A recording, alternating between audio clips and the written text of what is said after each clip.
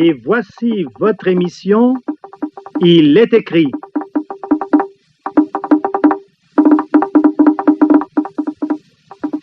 Une analyse des tendances, des faits, des événements de notre époque à la lumière des Saintes Écritures.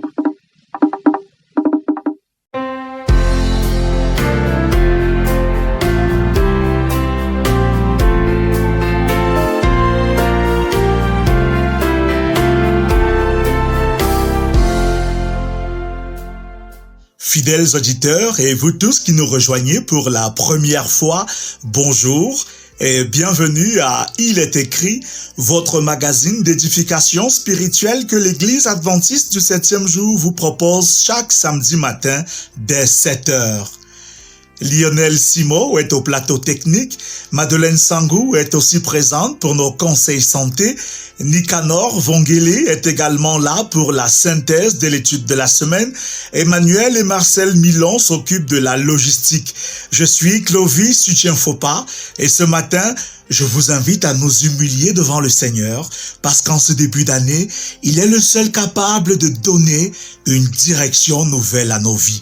Mes chers amis, où que vous soyez maintenant, à la maison, au bureau, dans le bus, à l'usine ou dans les champs, prenez une position confortable alors que nous écoutons cette chanson intitulée « Ta gloire dans ma vie ». Ta gloire dans ma vie, Seigneur, je la vois. Depuis que je t'ai choisi, tout s'ouvre pour moi. Et si jamais il manque de quoi, je garde la foi, car tout vient de toi, autant que tu voudras. J'ai remis mon cœur entre tes mains puissantes. Tu as essuyé mes larmes, tu m'as rendu vivant. Ton amour m'élève, ta paix me conduit. Chaque jour je chante, Seigneur, tu m'as béni. Ta gloire dans ma vie, oh Seigneur, je la vois. Depuis que je t'ai choisi, tout s'ouvre pour moi. Et si jamais il manque de quoi, je garde la foi, car tout vient de toi, autant que tu voudras. Des portes fermées, tu en as fait des chemins, des grâces nouvelles, tu poses dans mes mains.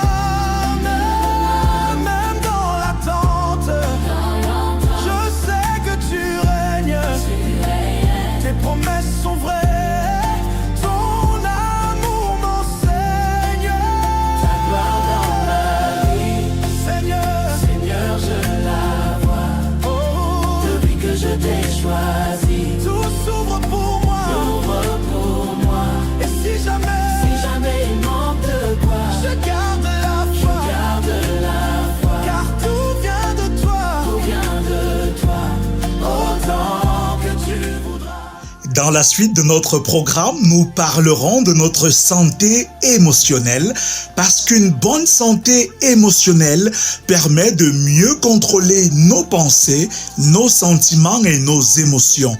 Malheureusement, ils sont nombreux, très nombreux même, ceux qui plongent dans le désespoir et arrivent parfois jusqu'au suicide parce que les choses vont mal dans leur vie et surtout parce qu'ils pensent que personne, pas même Dieu, ne se soucie d'eux.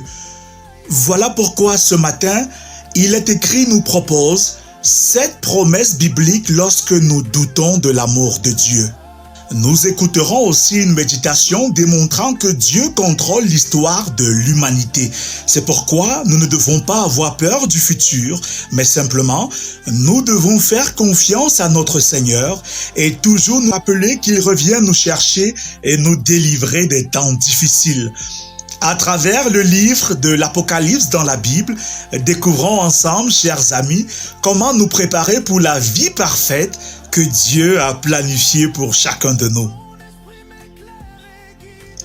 Nous aurons également notre rubrique École du sabbat et nous écouterons la synthèse de la 3e leçon du premier trimestre de l'année 2026, étudiée pendant la semaine dans notre guide d'études bibliques. Elle a pour titre « La vie et la mort ». Nous finirons enfin avec notre page de nouvelles pour voir comment l'Église avance ici et ailleurs. Si vous nous rejoignez seulement maintenant, vous êtes bien sur la 93.5 FM et c'est la CRTV, station régionale de l'Ouest, et vous faites bien d'écouter le magazine Il est écrit, un programme conçu pour votre bien-être complet. Surtout, restez des nôtres.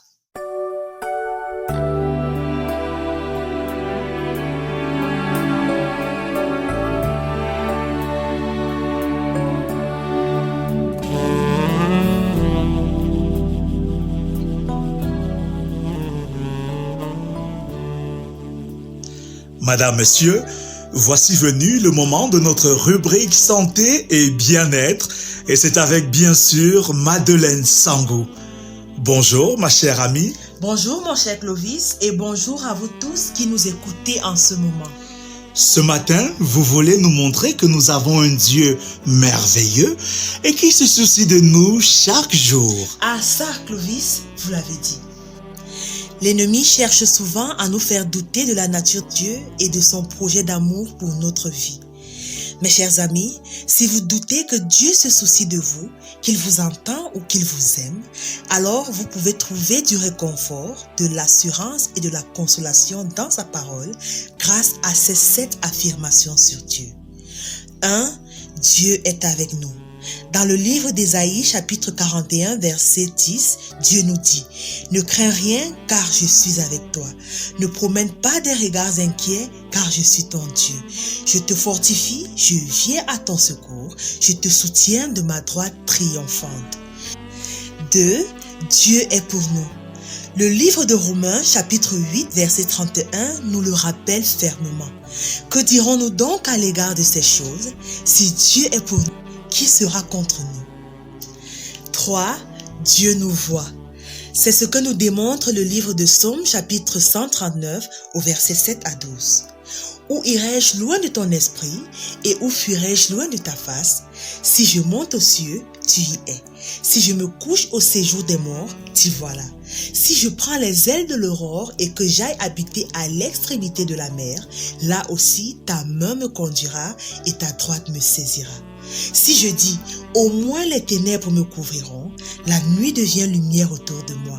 Même les ténèbres ne sont pas obscures pour toi, la nuit brille comme le jour et les ténèbres comme la lumière. 4. Dieu nous entend. Il est écrit dans le livre de 1 Jean chapitre 5 au verset 14, nous avons auprès de lui cette assurance que si nous demandons quelque chose selon sa volonté, il nous écoute. 5. Dieu nous connaît. Voici ce que nous dit le texte de Jérémie chapitre 1 verset 5. Avant que je t'eusse formé dans le ventre de ta mère, je te connaissais. 6. Dieu se soucie de nous. Dans le livre de 1 Pierre chapitre 5 verset 7, nous lisons cette belle promesse. Et déchargez-vous sur lui de tous vos soucis, car lui-même prend soin de vous. 7. Dieu nous aime.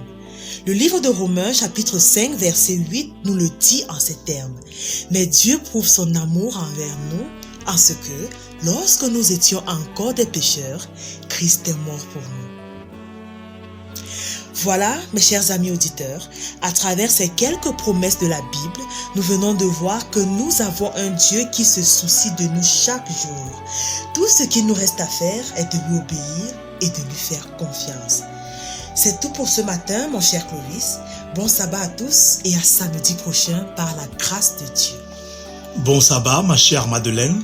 Le rendez-vous est bien noté.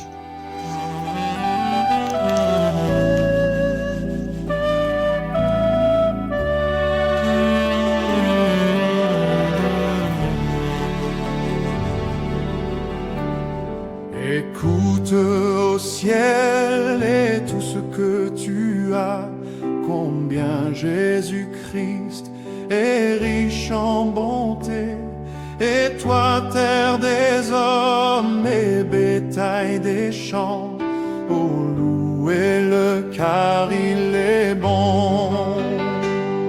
Combien il est bon, combien il est bon, combien il est bon, mon Seigneur, mon Dieu, combien il est bon, alléluia, oui je le louerai toujours. Mes chers amis, le livre de l'Apocalypse dans la Bible est destiné à renforcer notre confiance en Dieu. Soyons attentifs pour la suite.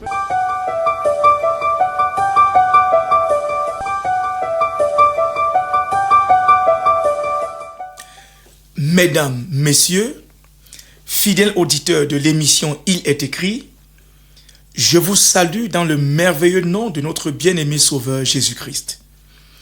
C'est un réel plaisir pour moi ce matin de partager avec vous à travers ces ondes radiophoniques une réflexion biblique que j'ai titrée « À l'école de Jésus ». Notre texte de base est tiré du dernier livre de la Bible, le livre d'Apocalypse. Étymologiquement, Apocalypse est un mot grec ancien qui signifie révélation ou dévoilement. Dans les pays de culture anglophone, le livre d'Apocalypse s'intitule « Livre de la révélation » ou « Révélation de Jésus-Christ ». Ce livre a été écrit par Jean, 95 ans environ après la mort de Jésus-Christ. Tous les autres livres de la Bible sont en relation avec l'Apocalypse. Ce livre est plein d'images fascinantes qui montrent le grand conflit entre Christ et Satan. Et plus important, l'auteur dans ce livre assure ses lecteurs que Dieu contrôle l'histoire de notre humanité. Et si Dieu contrôle l'histoire de notre humanité, nous, ses enfants, ne devons pas avoir peur du futur, mais devons nous confier en notre bien-aimé Seigneur qui très bientôt reviendra dans ce monde nous chercher et nous délivrer. Nous délivrer des temps difficiles que nous vivons aujourd'hui. Voilà présenté, mesdames, messieurs, de manière sommaire, le contenu du livre d'Apocalypse. C'est donc un livre qui est très important et sa lecture est également importante pour nous qui vivons les temps de la fin. Le livre d'Apocalypse, après son introduction, s'ouvre par des messages envoyés par Dieu à 7 églises de différentes époques. L'église de l'époque que nous vivons aujourd'hui a également reçu une lettre dont nous découvrirons son contenu. Jean nous dit dans quelles circonstances il a reçu ces messages destinés aux 7 églises dans son chapitre 1, les versets 9 à 11. Là, il est écrit « Moi, Jean, votre frère, et qui est part avec vous à la tribulation et au royaume, et à la persévérance en Jésus, j'étais dans l'île appelée Patmos à cause de la parole de Dieu et du témoignage de Jésus. Je fus ravi en esprit au jour du Seigneur, et j'entendis derrière moi une voix forte comme le son d'une trompette qui disait « Ce que tu vois, écris-le dans un livre et envoie-le aux 7 églises, à Éphèse, à Smyrne, à Pergame, à Thyatire, à Sardes, à Philadelphie et à Laodicée. » D'après cette lecture, Jean révèle qu'il lui a été demandé en vision d'écrire 7 lettres différentes destinées à 7 églises qui ont été nommément identifiées dans son texte. La 7e église, à savoir Laodicée, est l'église à laquelle nous appartenons, l'église de notre époque. Je vous invite, fidèles auditeurs, à lire chez vous les chapitres 2 et 3 d'Apocalypse. Vous allez vous rendre compte au terme de cette lecture que les différentes lettres envoyées par Jésus-Christ sont en quelque sorte des lettres d'évaluation des 7 églises. Et ces évaluations sont sanctionnées par des qualités appréciées par Jésus-Christ, mais également des reproches faits par Jésus à ces différentes églises. Oui, chers amis auditeurs, s'il existe aujourd'hui des écoles conventionnelles où nos enfants sont constamment évalués, sachant que nous sommes tous, qui que nous soyons, évalués chaque jour à l'école de Jésus. Au terme de cette évaluation, serons-nous déclarés admis? La réponse à cette interrogation est capitale, car notre destinée en dépend. Des 7 églises de l'Apocalypse, une tout à fait particulière retient notre attention ce matin. Il s'agit de la 6e église, celle de Philadelphie. C'est la seule église à qui Jésus n'a trouvé aucun reproche à faire. C'est la seule église qui, au terme de son évaluation, n'a reçu que des notes positives. À l'église d'Éphèse, par exemple, il a été reproché d'avoir abandonné son premier amour. À l'église de Pergame, il lui est reproché de s'être tourné vers l'adoration des idoles. Pareil pour l'église de Thyatire. À l'église de Laodicée, celle de notre époque, il est reproché à ses membres que nous sommes d'être des chrétiens tièdes dans notre foi. Des chrétiens qui ne sont pas vrais dans leur foi. Des chrétiens à double face, comme une pièce d'argent, qui font tout le temps semblant. Des chrétiens qui ont l'apparence de la piété, mais qui au fond sont tout sauf des chrétiens.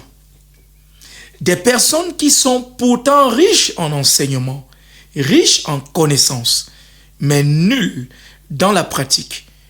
Et c'est pour cela que Jésus, dans la lettre qu'il nous adresse, nous qualifie plutôt de pauvres, d'aveugles, de malheureux, et qu'il nous vomira de sa bouche.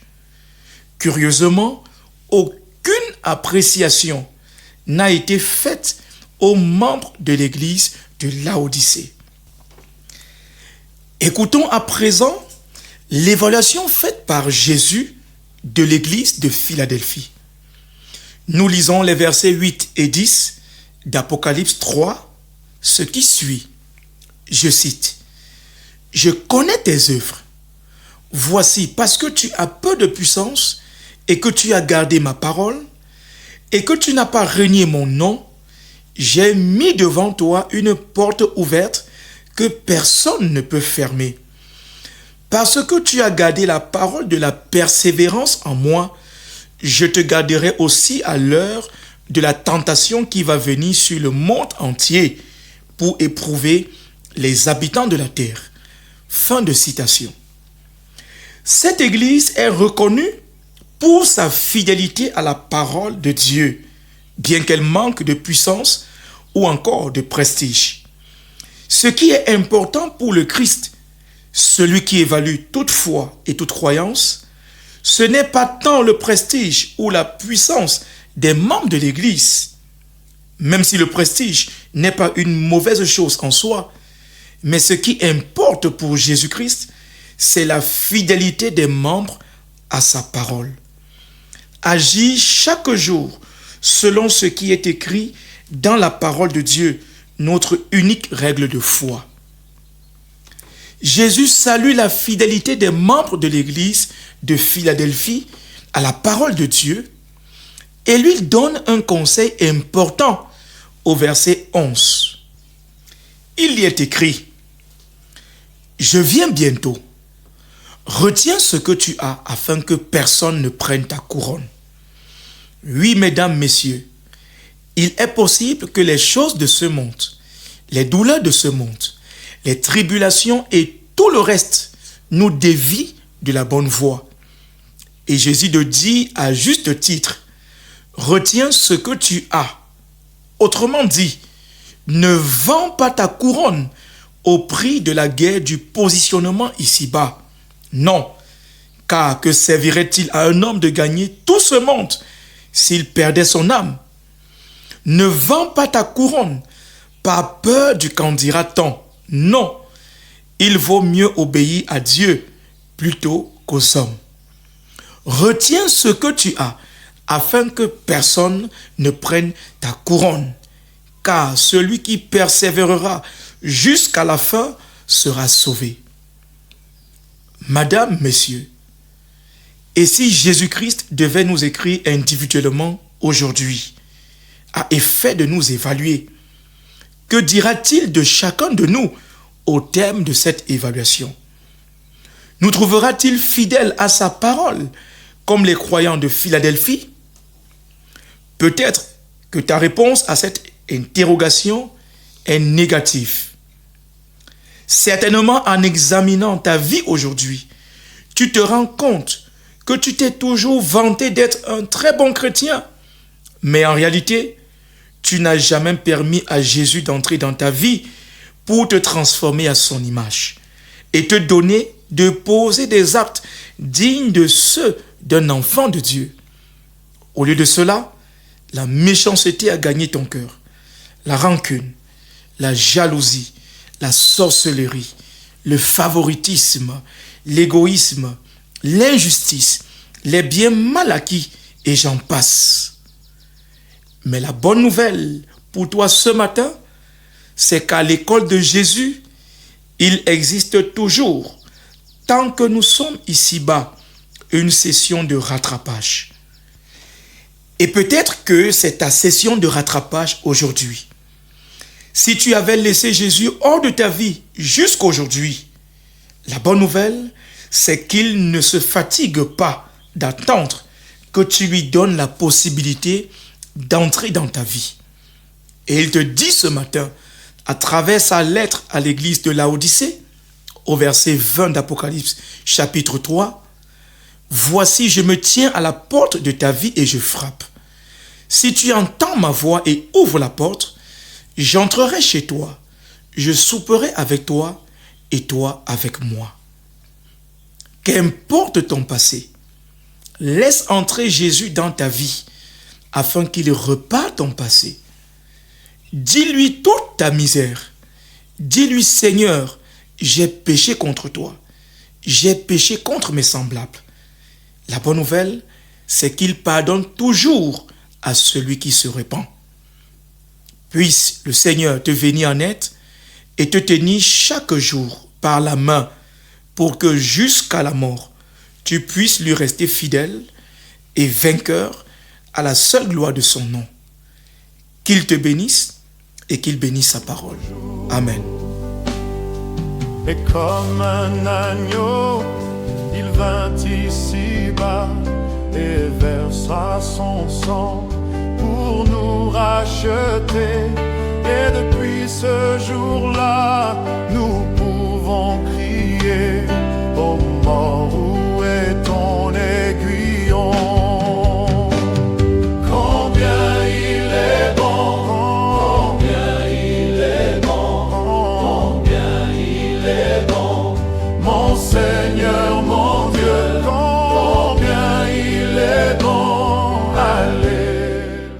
Vous venez d'écouter la méditation intitulée « À l'école de Christ », une réflexion de l'ancienne église Ketcha Jean-Paul.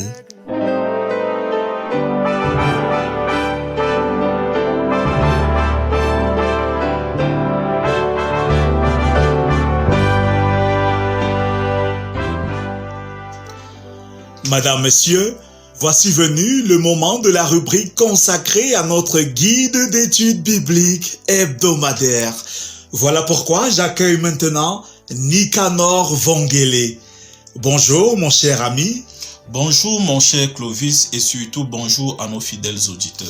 Ce matin, vous nous proposez la synthèse de la leçon numéro 3, c'est bien cela? Effectivement, et celle-ci a un thème très alléchant, celui de la vie et la mort.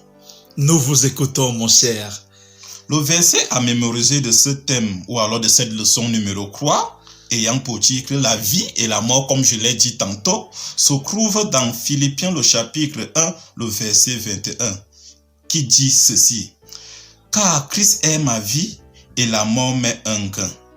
Cette leçon aborde le thème de la vie et de la mort du point de vue chrétien, en se basant sur Philippiens le chapitre 1, les versets 19 à 30. L'apôtre Paul, dans cette leçon, emprisonné et confronté à la mort, affirme que Christ est sa vie et que la mort est un gain pour lui, car elle lui permet de glorifier Christ et de proclamer l'évangile. Celui-ci souligne l'importance de l'unité dans l'Église et de la foi en Christ qui permet de surmonter les souffrances et les persécutions. Paul encourage les croyants à se conduire d'une manière digne de l'Évangile, à être unis et intrépides face aux adversaires.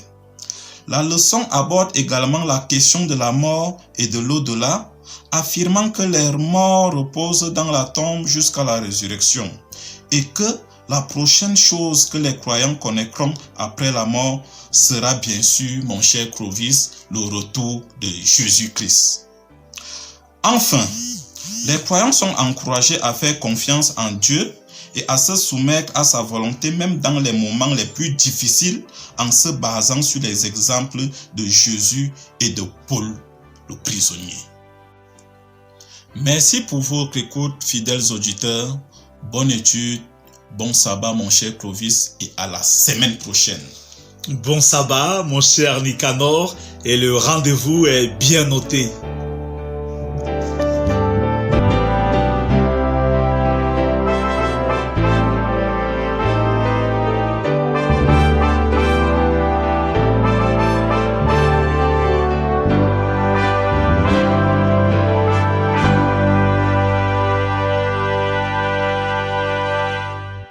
Chers amis, voici à présent nos nouvelles.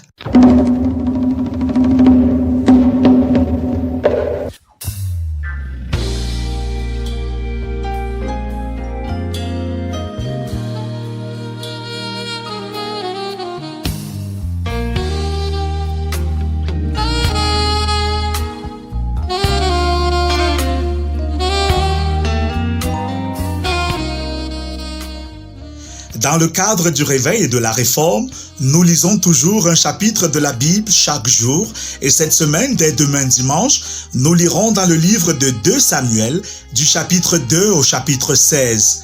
L'autre lecture de la semaine se fera dans le livre Patriarches et Prophètes au chapitre 56. Chaque jour, à 7h le matin ou 7h le soir, nous allons supplier le Seigneur pour être baptisés de son esprit. Nous allons aussi prier pour les élèves et les étudiants dans nos familles, ainsi que pour tous ceux qui ont récemment perdu un être cher.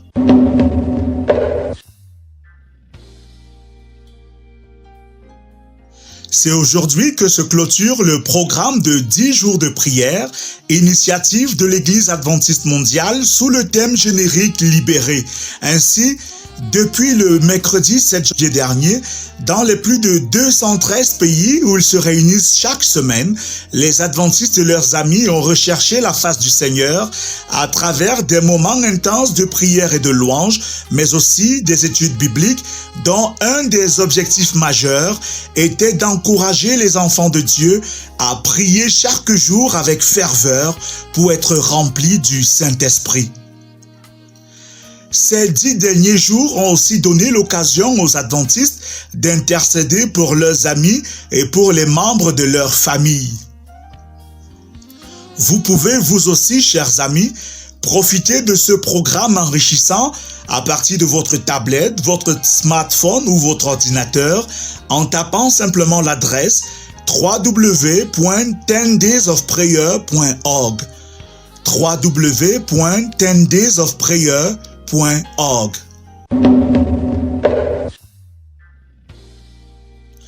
Un événement pouvant en appeler un autre, ce samedi 17 janvier, il se célèbre dans l'Église adventiste mondiale le sabbat consacré à la liberté religieuse sous le thème évocateur « La grâce plutôt que la peur », répondre à l'hostilité par la douceur, l'amour et l'espoir.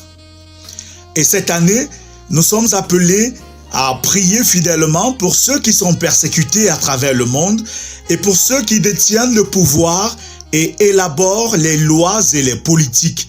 Ensuite, de défendre avec courage la vérité et la liberté de conscience sur nos lieux de travail, dans nos communautés et dans nos nations.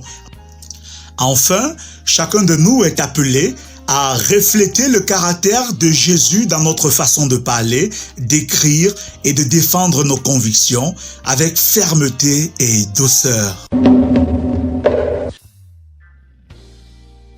Signalons maintenant que du 22 au 24 janvier prochain, il se tiendra du côté de Yaoundé, précisément à l'hôtel United, l'Assemblée générale constitutive de l'Union Mission des Adventistes du Centre-Ouest Cameroun, sous le thème « Unis pour la mission ». Ils sont attendus une centaine de délégués représentant les 6 régions du centre, du sud, de l'ouest, du littoral, du nord-ouest et du sud-ouest. Signalons qu'au cours de ces travaux, de nouveaux chefs de département et responsables des différentes institutions de notre union seront élus. Nous y reviendrons.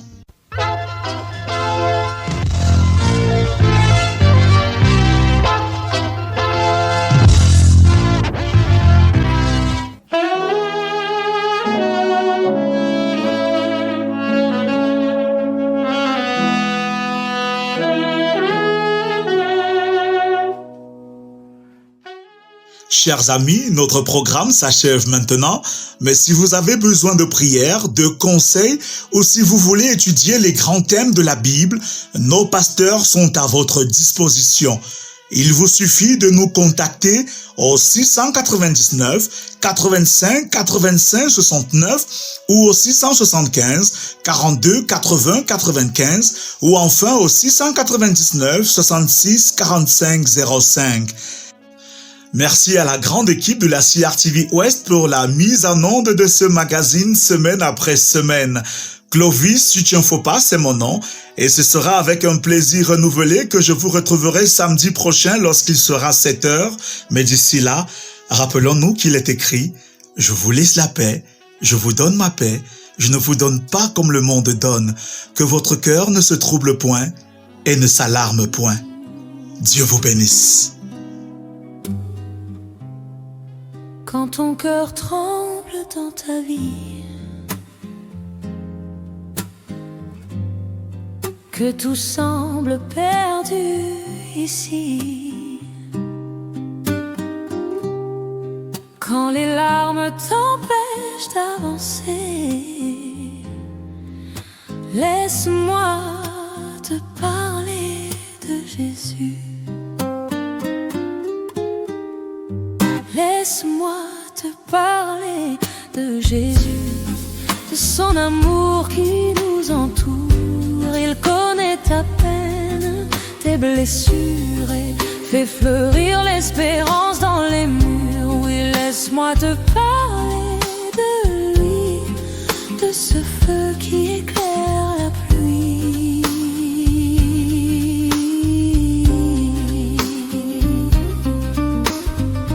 Pour toi qui portes la douleur, qui cherche la paix dans la peur, il a marché sur ton chemin et son regard te tend la main. Laisse-moi te parler de Jésus, de sa voix qui apaise tout. Il transforme les pleurs en lumière et fait naître la joie de la poussière. Et pour toi qui chantes la vie, qui rit sous le soleil aussi, souviens-toi que tout vient de lui. Chaque souffle, chaque cri, laisse-moi te parler de Jésus, du roi d'amour, du roi venu. Pour les cœurs tristes et les heureux, laisse-moi te parler de Jésus.